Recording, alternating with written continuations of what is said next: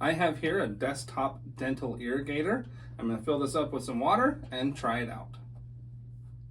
So the tank is really easy to fill and it's nice and large, so you can use this for a long time on a single fill.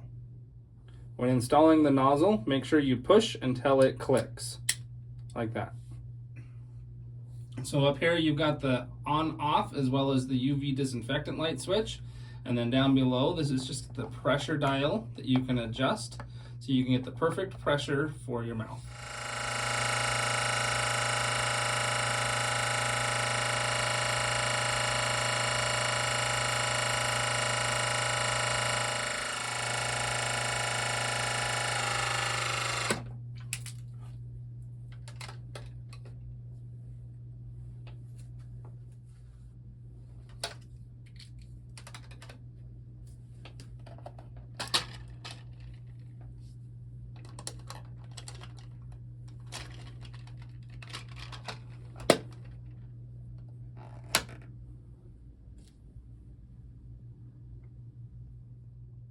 So you can see in the side, you've got a bunch of the different nozzles that you can use, and it's nice and convenient to store them, as well as it has a UV light built in right here.